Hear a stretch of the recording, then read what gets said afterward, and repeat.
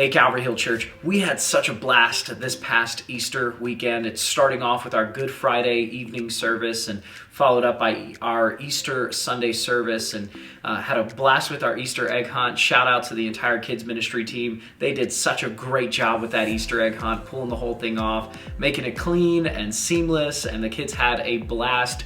Probably got just a little bit too much candy, but no better way to do it. And we continued with our series, the I am statements that Jesus made. And this past Sunday, we talked about how Jesus said, I am the resurrection and the life. And we see that's in the middle of John chapter 11 that he makes this statement while he's in the process of grieving the death of his friend Lazarus. And we talked about how Jesus was able to bring Lazarus back from the dead. And it was such an incredible moment where Mary and Martha are struggling with the loss of their brother, and Jesus even weeps with them. But then we see in John chapter 11, verses 43 and 44, Jesus says these words. He says, "Then Jesus shouted, 'Lazarus, come out.'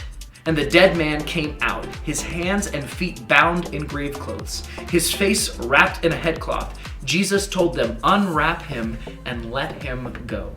We talked about how Jesus is the resurrection and the life. And with just a few words, he was able to bring Lazarus back from the dead. And he was able to do that, but then there was this moment where Lazarus had to have the grave clothes removed from him. And how important it is for us today to realize that once we've come out of the grave, once Jesus has allowed us to be set free from that, now it's time for us to walk in that freedom. So my prayer for us as a church is that we remove those grave clothes and walk in the freedom that Jesus has given us, because he is the resurrection and the life. We celebrated that this past Sunday, and we plan to continue to celebrate that every single week. We hope that you will join us this Sunday as we talk about how Jesus said, I am the vine.